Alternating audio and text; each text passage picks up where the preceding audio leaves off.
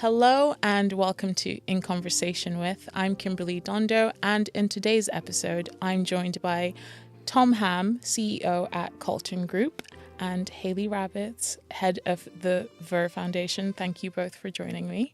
Pleasure. Hey, thanks for having us. Hayley, you are pretty much a recurring guest at this point. You might just be a co-host. How did you not know how to get here then? How did I have to do the trains? I haven't been here. We haven't done it in person. This is the first in person, so it's very special. There you go. But we are here to talk about collaboration. Yes. We talked about it before, but now we're talking about it, you expanding a bit more.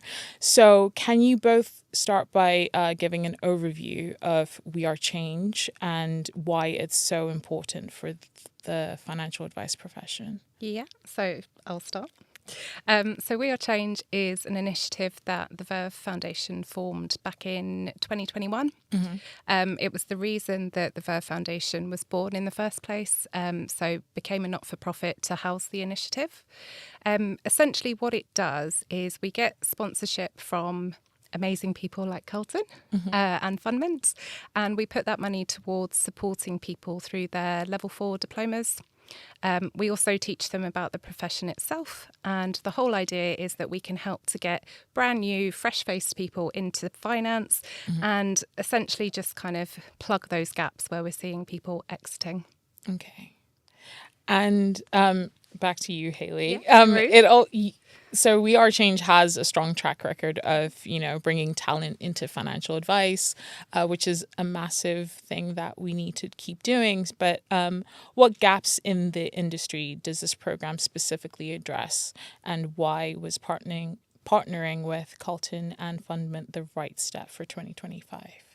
So I think the most obvious gap is the number of advisors in the profession. It's widely reported that we have a mass amount of people retiring, some people selling up, moving on, and we don't necessarily have the new people coming in to replace them at the rate that we need it to happen.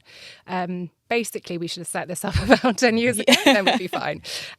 So that's, I guess, the most obvious one. And We Are Change isn't just for advisors. So we support people through their regulated diploma so that they can become advisors. But we also teach them about lots of different roles. And then it's essentially up to them what they decide to go on and do with that. Another one of the gaps that I think is really, really important is gender balance. So we have 70% of our students are women. We've done a couple of targeted cohorts specifically for women. So cohorts of 10, 20 people just working together to kind of get their qualifications. So we're bringing in new people, bringing in lots of women particularly, but that diversity across the board is really, really important. And I think they're the gaps that we're trying to fill. And in terms of partnering with Calton and with Fundment, to be frank, I'm really bored of hearing everyone go, oh, we need more advisors, and then not doing anything about it, or, not really addressing these problems head on.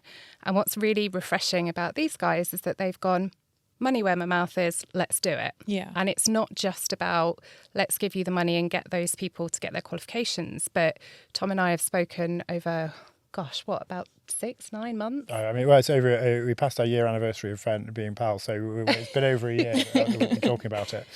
Yeah, and it's about that collaborative approach. So it's not just saying we're going to give you this money and get the qualifications. It's more so how can we be involved? How can we help to shape where these students are going? How can we plug the gaps that the foundation has?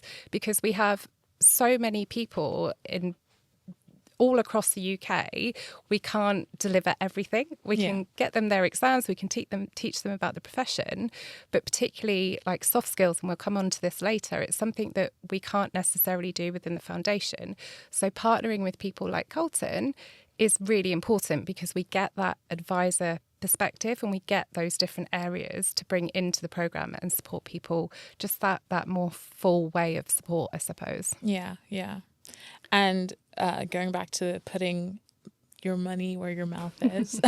So Calton's mission is emphasizes innovation and accessibility in financial services. Yep. So how does sponsoring these cohorts align with your long-term vision? So there's a couple of things to that. So there's accessibility at two ends of the two sides of the problem. There's accessibility for people to get into the profession.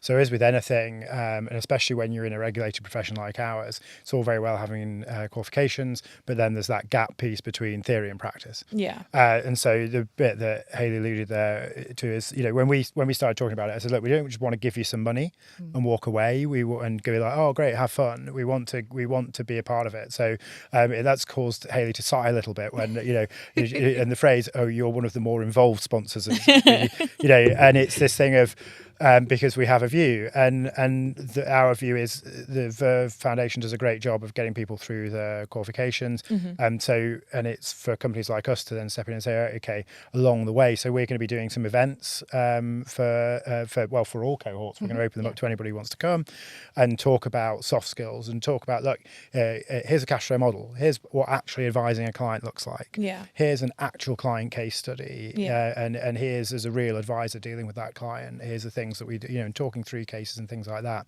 and giving people the opportunity to do some soft skills training and stuff. So we want to complement the great work that the foundation does on that piece.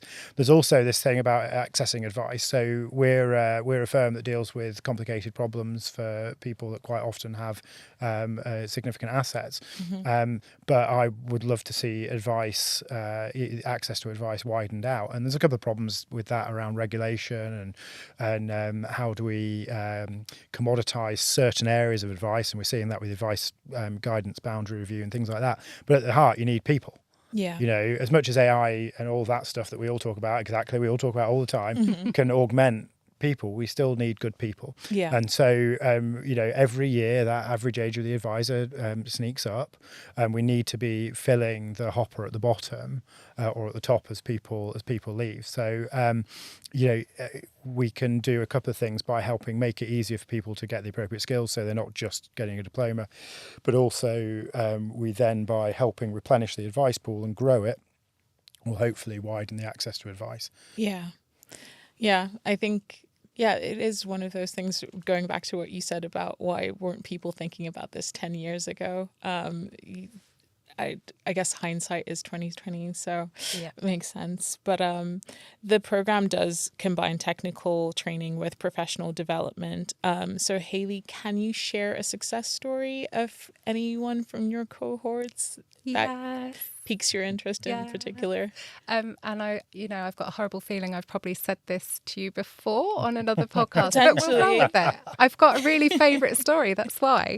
But I'll give you a bit more context before I tell you the story in how that I feel we help to prepare this individual for going into the real world and getting that role. So obviously we support people with the cost of the diploma, but the student has to really dig down and put the work in to get that qualification.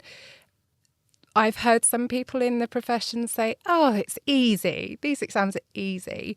They might be for someone who's worked in the profession. For someone coming into this brand new who maybe hasn't gone to university or has no idea about finance, it's far from easy. And having to fit that in also around working full time, raising a family, having some semblance of a life outside textbooks, it's hard technically and to find the time.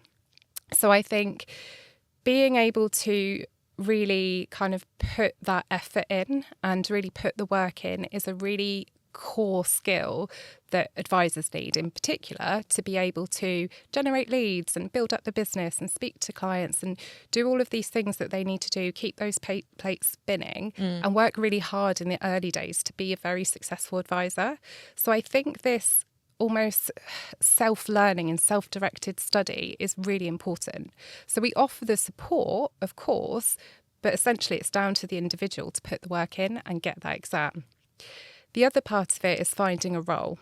So we do have sponsors can recruit from the talent pool. So hopefully we're going to get you some great recruits, Tom. But also they have to go out and find the roles themselves, the students. So we teach them about how to build their network. We teach them about the importance of building that network. And then it's down to them really to go out there and find a role. So how all of this translates into my favourite story is that we had a student on one of our earlier cohorts who worked at Asda. He worked his way up. He was a store manager. He was studying around his children and, progressing in his current role and having a life and all of that kind of stuff. He was doing early mornings, he was doing late nights, he was really putting the work in because he was so passionate about getting this role and being in the profession and doing something really worthwhile. And I remember during one of our one-to-ones, he said to me, I want to be a role model for my kids. I want to show them, I want to show them what hard work equates to, like seeing daddy do something incredible and like really help people with their finances. So he obviously put the work in, he got his diploma. I think he got everything first time as well, which is just mad. Show off. And then he got himself out there. So he got a bonus at Asda and he quit his job and he phoned me up and he was like, I've quit. And I was like, cool, have you got a role? He's like, no. I was like, but he spent that time living off his bonus, really putting in the hours to network and find the right company. He ended up with something like 3 or 4 offers on the table, and it was then a chance for him to choose the right fit for him and the place that was going to give him the career progression that he wanted. And yeah, he's a trainee paraplanner on target to become an advisor, and it's just, I love it. I'm so proud of him. It's incredible. Thinking about him juggling all that, like, right. I hats off to him, because when I did my master's, I did not have children. I was still in my 20s. I did get a bursary, which like alleviated so much of my worries at the time and allowed me to focus on the studying and not too much on like trying to make money outside so that I could pay for this. But yeah, that whole self-study thing, pushing yourself. But I feel like my master's was when I was actually serious about school. I think the other times I was just doing it because I felt I had to. But now I understood I was doing it for me and my future, and like he was doing it for his children as well, to be a role model, which is pretty amazing. So amazing. So yeah, I can't wait to hear more fun stories from other people. And Tom, you have mentioned making financial services better and more accessible. So how does nurturing new talent through We Are Change break down barriers for underrepresented groups entering the profession? So there's a few things. I mean, so it might be that one of the underrepresented groups that we might have is down to socioeconomic factors rather than anything else, and we're providing effectively a scholarship for exams. So effectively, and also there's also the social barrier. So it's quite everyone likes to take the mick out of me for wearing gilets and red trousers now and then and for being terribly posh, but I actually come from a mining village in West Yorkshire, and what's happened is over the years I have, for me, a lot of it was for me, it was a lot of it was actually having a load of Scandinavian friends who go, we can't actually understand the word you're saying. So my Yorkshire accent dropped off. But it's it's things like that, so we can help people not only who might not be able to afford the study through the sponsorship, but then we can give them the opportunities to become familiar with the world that they want to be a part of. And I'm not suggesting that everyone should change. No. I just happen to like to be warm in the winter. That's why I wear gilets. Fair. But everyone should be true to themselves, but it gives people a chance. So you can feel a real fish out of water. When I first started, there's rooms that I've walked into in my earlier career and sort of looked around and really had to go, you do belong here. You're fine. You've earned your spot. Go get it. And so there's that. There's also I think so if we take sex as a gender as a barrier, there's all sorts of stats around women finding it difficult to find a financial advisor they can trust. So, and yet we stand when I present at conferences at like MMI, I stand and look around, and there's overwhelming male sort of look like a hairline like mine, maybe a bit older around the room, and not so many women. It's improving and it's great. A lot different to 10 years ago. So it's okay. So are we going to change it on our own? No, but can we be a little piece of it? And, you know, can we support the work that Verve are doing? Then great. So yeah, because I think I was on another podcast because I think when this drops, International Women's Day will have happened. But we're talking about what are the barriers of entry. And it is probably that, you know, I don't feel like that's the right profession for me, or I don't know where I'd fit into those groups, or just not maybe finding the mentorship aspect. You've got to see people that look like you and that act like you in a place so that you feel you belong. So I would, you know, walk into a room and, you know, and I'm far from underrepresented group. I'm a straight white male, so I'm not. But, you know, from that bit of socio-economic thing, I'd walk into a room and go, nobody here looks like me, talks like me, or whatever. So, and obviously there's a scale of that of difference. So we need to support people so that we can have examples that they can then turn around and say, look, you know, there is no barrier. You can and then that goes back to widening access to advice piece, because as well as there being gender difficulties with women finding advisors they can feel they can trust. And to be honest, you know, from some of the stories that I hear from the way women are treated in professional environments, you know, that sort of all fits into that of why do they want to sit in a room with with a bloke, and it's going to be hard to build that trust to feel safe, especially when it's things like divorce. So there's going to be that with there's going to be that with different ethnic groups as well, you know, and certain people not feeling comfortable going outside of their group. Now, is there a wider thing if we should all get on? Yes, but actually the first thing we need to do is we can't solve world peace. What we can do is solve people's pension problems. Yes. So we need to be actively promoting, giving people good examples of from different communities, so that everybody can see, you know, there is a pathway. Yeah, and also so that more people are aware of the financial advice as a profession as well. Yeah, exactly. So Hayley, how many many firms express concern about talent shortages, but hesitate to act, like you said earlier. You know, people just like to moan, but never want to come up with a solution. We're British, this is what we do. You know, I'm going to get lynched, aren't I? I'm a solutions oriented person. So it always irritates me when people just come to me with problems without wanting to fix it. But what would you say to advisors who want to support initiatives like this but they feel overwhelmed by the logistics? And how does Verve simplify? So I think the really easy solution is give us some money and we'll do it. It sounds awful, but it's true. Like, we have sponsors. Tom was half joking, I hope, when you said, "Oh, you're a more involved sponsor, are you?" But we do have some supporters who are literally like, "I want to do my bit, but I don't have time to do anything else," and that's absolutely fine. They give us it's a couple of grand for a diploma. They give us that. That lasts 2 years. We have a student space. If they want to recruit from that talent pool in the future, they can do, all sorted really easy. And it sounds like a great business, like long-term business plan. Yeah. Kind of to understand, it's an investment, really. Exactly. I mean, I know it's your question, but if I may, so from an economics point of view for us, I don't think it's much cheaper. I said to Hayley one day, look, there's something here that I'm missing. Sit down and talk me through the process. I was like, just treat me like I'm an idiot and talk me through it. And then halfway through, I said, so wait a minute. I can sponsor a load of people and I can do a good thing, which I want to do anyway. But at the end, I get to recruit from that talent pool. And great. Because actually, when you look at recruitment costs these days, my God. And to have had the opportunity to get to know people during that process. So we don't look at it as a cost, we look at it as a saving. You know, we look at it as, this is a double whammy for us as a business, to be blunt, and this is the message I'd give to other people. Absolutely. You know, we're saving money on long-term recruitment costs, and we're helping we're hopefully helping the profession and the wider environment. So you know, it's a win-win. Yeah. And you would probably pay for a diploma anyway. Yeah. So you've got that one, you've already done it. You don't have to support them through the studies. Time saving as well. Exactly. Yeah. So simple way, money. But then we do have other sponsors who are more hands-on, like Tom. And I think I'd like to think that we still simplify that for you. So we do all the recruitment of the students.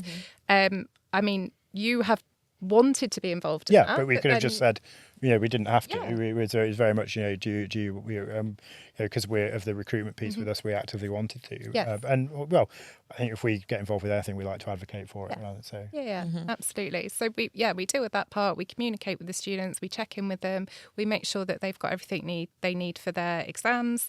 And if you think of that on an individual basis, if you were taking on, say, 10 grads at one time, that's a huge amount of work for you guys, whereas you can just outsource that to us for the cost of the diploma anyway. So I mean, there's levels to it, and if you want to be involved, obviously, then you can do, but if you don't want to, then that's okay as well. Okay. Solutions. Yeah. And Tom, what practical steps did you guys take internally to be a part of We Are Change? And how could someone else replicate that? So we did a bank transfer. No, I'm just. We've not actually done it yet. No, we haven't yet. No, we haven't yet. No.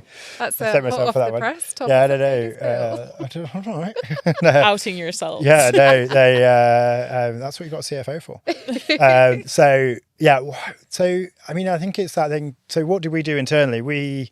I had a conversation with Hayley because we talked about it a couple of times when we met socially, and then we were going to be sort of industry things. And then I said, look, we're both in town. Let's meet up, spend a couple of hours on this.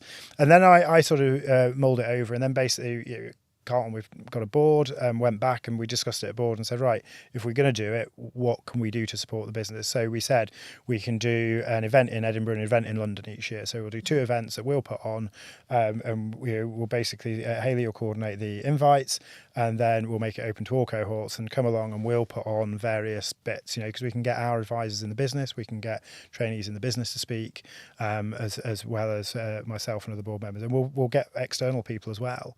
So it was all about sitting down and going, right, okay, what can we as a business offer besides money? Because it's just boring to just write a check for something. So we went through that, and I think if you're a smaller business, it's thinking about how can you do that without perhaps writing a check. So we talked about the soft skills, and the insight into the different roles. So one of the things that we said we'll do is we'll do some work experience. So if you're a small business that wants to do it and you don't have perhaps the resources, you can be saying, right, okay, we'll do, we can have someone in a day a week for a month or something. Someone can, I get it's difficult with client data and things like that. So you've got to be careful what you let. We have, a series of case studies and things that we can let people loose on. But there's practical things that we can all do that don't actually cost money that will add value to the work that Verve are doing. Okay. And how do you balance equipping candidates with the technical expertise and foster soft skills, which are critical for client roles? So we do the technical trainings, obviously, through the diploma. We do workshops, so we do these around the different roles that people could do. And we're really keen that we don't pigeonhole everyone into the advisor role, because we talk a lot about, the advisor gap, we need more advisors, so on and so forth. Not everyone that comes onto the programme will want to or be suitable for that role. Yeah. So what we encourage people to do with that particular workshop is look at their core skills and see where they might best fit. So which role would be best for them. We talk about networking, as I mentioned before, so they can go out and find that role. We talk about enhancing their learning, finding jobs, all of that kind of stuff. What we don't cover is soft skills. So we don't train people to be advisors, because it is way more broad for us than just that advice role. But that's when sponsors like you guys at Calton really come in, and Fundment too, because they will give the tech side of things. Calton will give the advisor side of things. We can give some context on some of the other roles. I've done every role apart from advice in advisory firms, so I can give some insight into admin roles, power planning. You guys can do the same. So there's lots of insights we can give, but I think until someone's physically in that role, it's quite hard to do that soft skills training.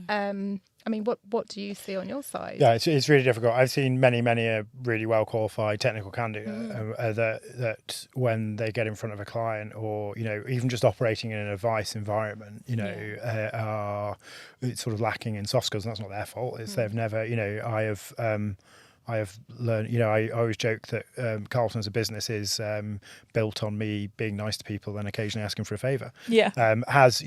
Which is, we've very selfishly talked about Calton a lot. Hayley mentioned there, Fundment are actually co-sponsoring these cohorts. And that was, we're a growing business. We have other calls. So when it came down to money, we were not only were we kind of, it is boring just to write a check, but we wanted to have a bigger impact, and we couldn't.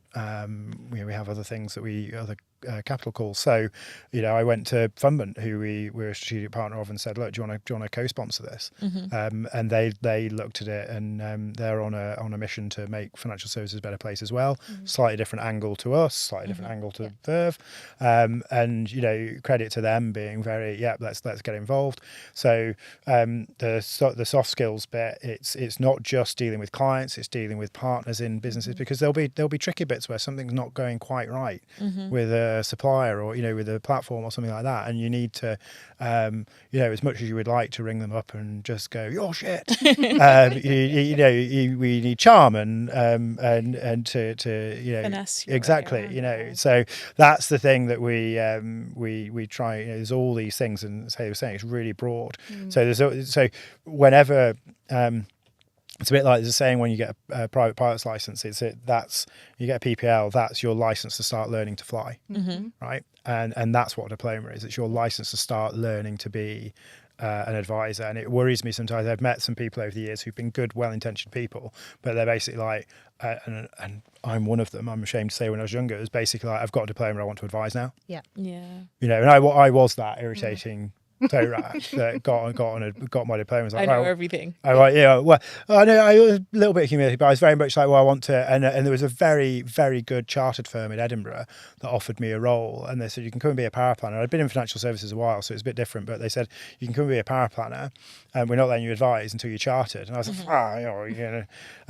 still one exam off chartered, and so I ended up in a self-employed role for a year, and actually that worked very well, and I have no complaints about where I've ended up. But I would have had a great career if I'd have swallowed my pride and not gone, I want to advise, I've got a diploma. So it's I try and we did a thing this morning, and for one of Hayley's incubator cohorts, and my subtitle was, is building a business what Tom did wrong.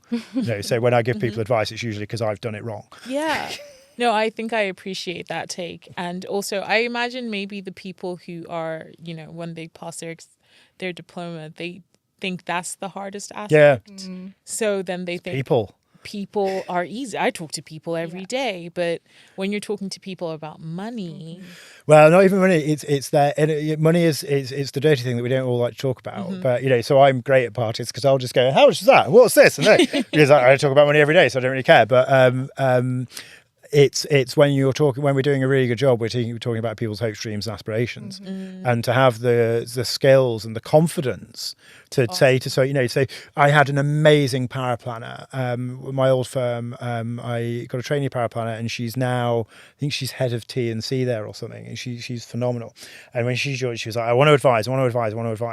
And so she did a case. She was about to do RA6, and she did a case under supervision. And she walked out after the second meeting.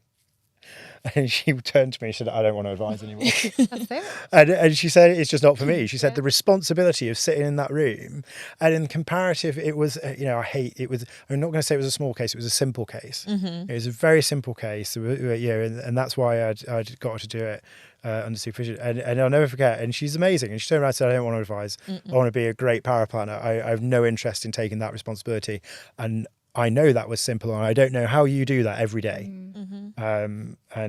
So that's the bit that people often don't think about. I think that's a really key point as well, and how that translates into the people that we get within the program, because they go through a really rigorous application process. Yeah. Firstly, to make sure that they really appreciate the opportunity that they're getting, that they understand how much hard work it is, and they understand what then comes after the diploma. So like you said, that's hurdle 1. Hurdle 2 is then which role are you going to take? Hurdle 3 is, can you actually do that role? And all of this kind of stuff. And we always kind of assess people on those people skills and how they come across in interview and how they can write and all of these kinds of things. So when we think about soft skills, and you said something a little while ago, Tom, about like it's really hard to teach it. Yeah. And I think that's why it's so key that our application process is so rigorous, so that we only get people who are that way inclined and who can speak to people quite easily and they have those skills. We obviously do have some people who aren't equipped in that way, and we don't refuse them on that basis. But I think I could sit here and think of those people that I can see going to be really good advisors, and those who maybe would need a little bit more training to get them up to that level, or who perhaps will, go the paraplanning route, go a different route. So I think it's also about finding the right people for the right roles and helping them to be almost self-critical and self-analytical, to look at themselves and go, I might want this role, but would I be able to do it, and am I suited to it? So it's looking at their attributes and their personality traits, and then kind of helping them to figure that out. And we do that through like mentoring and things like that. Yeah. It's a really good point. Yeah, I think it takes a high level of self-awareness to walk in and be like, this isn't for me. Yes. Yeah, I was so impressed by. I mean, I was sad because I thought she would have been amazing. So I was really sad, but I was so impressed. I was like, all right, great. Well, what do you want to do then? I want to do this, and she was amazing. I mean, it was great for me because she was my paraplanner that worked solely with me, so I was having a great time. But no, it does, and that's the thing. It's so underrated in this profession as a whole. Like, you're not the hero in the room. The client's the hero, and you've got to have self-awareness. You've got to be humble, and you've got to know you've got to not be afraid. I sat on a call with a supplier yesterday, and they said, I don't know, 3 times. I'll go and get an answer to it. I was like, cool, that's my favourite answer because I know I can trust you. And I do it with clients sometimes. Sometimes I do know the answer. But you just want to say, I'm them not sure, let me marinate. check. And then they know that they can, I'm not gonna just say something. You're not going to bullshit them. And that's the thing, and that's the bit we've really got to get with people as they go through the, because I'm shiny, I've got this shiny thing, and but I say this only half joking. It's actually harder to get a place on these cohorts than it is to get a job with us. Yeah. Like when Hayley was going through the rigorous. interview thing, I was kind of like, oh right, are you that much testing? And you do, okay, fair enough. And the spreadsheet was much more intricate that we went through. I was like, okay. The good thing is, though, we agreed. Yeah, no, we did. Yeah, no. I was going to ask about the recruitment process because obviously we always have conversations about how people don't generally know about financial advice as a profession. Yeah. So how are people finding We Are Change? Because that's not true, Kim. Okay. So I've been saying the wrong thing my entire Honestly, time at Money Marketing. I think for a really long time that absolutely was the case. Okay. But from my little pocket of the world, we see people all the time. People are telling me that they want to be a paraplanner, and I'm like, how the heck do you know what paraplanner is? Because when I was a paraplanner trying to get, like, I think it was my car insurance, they asked for my occupation, and I was like, paraplanner, and they were like, paralegal? No. Paraplanner? Paratrooper? Absolutely not. Paraplanner? Just put I work in finance. It's fine. And I'm getting people saying, I really want to be a paraplanner. And I'm like, oh, okay, what's a paraplanner? And they'll tell me, and I'm like, wow, this is incredible. So I don't know if it's our marketing, if it's word of mouth, if it's, people becoming more aware because of, dare I say it, TikTok. It's changing. It is changing. And we get so many people who are interested in a career in finance. And I will say this over and over again over the next 10 years, I'm sure. People do want a job in finance. It's getting the opportunity that's the problem. Yeah. So I think we do still need to, make people aware of the careers and certainly of different roles. Mm-hmm. But I think the main thing is the giving people a chance and like doing what you're doing, really. And that's the cool thing as well, about not just having Calton involved but Fundment as well, because obviously we talked about advice side roles, but as we grow advisors and there's more demand, and then suppliers will need to platforms, investment companies will need more staff as well, and Fundment, so not only on our cohorts we get an insight into the advice side, you also get an insight into what's it like to work in a platform, what is a platform, and things like that. So we're trying to give a well-rounded view, because it's the opportunity bit, it's the how do you get the experience of it. And so if you can help people narrow down the bit they actually want to do, they can go and get the experience, then we can help them get some experience, hopefully, so they get the right role, possibly with us, possibly with Fundment. And let's look to the future. Where do you see this growing? Where do you see this, or where do you hope to see it going? So you said something to me earlier, which I thought was wonderful, but I'm going to steal your line now. Oh, great. No, go on, go for it. Fine. You know what I'm talking about. I was going to say the US tour starts now. No, Rolling Stones are supporting. No, so the bit for me, success will look like, so in the initial bits it's going to be anecdotal. There's going to be people, it's going to be getting the odd person, people into the business and things like that. But I am always pontificating on stage. If I am stood at MMI or another conference in 5 to 10 years time, and I look around the room and the room looks different how it does now, that will be nice, and we can go and we can look back at our records and go, we've helped that. We just did a little bit, because we're not going to solve it. This is not delusions of grandeur here. It's all that bit about going back to a small firm helps, and and then it all compounds. We like talking about compounding in our world. Yes. But then the other thing would be, it's that thing of walking along. In the bits where we're all milling about and somebody comes up and goes, I was on one of yours and Fundment cohorts. That'd be nice. We get, that'd be nice. And then getting to chat to them and hearing about the good career they've had. That to me will be success. Okay. That's beautiful. Isn't it beautiful? Yeah, that was really beautiful. That's why I was like, I want you to do it, even though I was going to steal your line. And for me, it's, this sounds really geeky. Data. Yay. So I was going to ask about metrics, but I didn't know if you'd want to talk about metrics. Let's talk about metrics. So I really struggle with what's available right now for financial services. So FCA data tells us numbers. That's about it. Big firms, small firms. It doesn't talk about the makeup of those firms. It doesn't talk about people in support roles. We talk about all the time that there's a lack of female advisors, but I would bet a lot of money that most of them are paraplanners or in other supporting roles. What are the barriers from stopping those people moving into advice roles? Is it because they're not suited? Is it because they don't want to? Or is it because they've not been nurtured and encouraged? Certainly my story, I always just went, I'll never be an advisor. I've got my qualifications, I've done lots of different roles, I'm just never going to do it. And no one's ever sat down and gone, but why? I think you'd be a great advisor, Hayley. I mean, maybe it's because they could be a terrible advisor.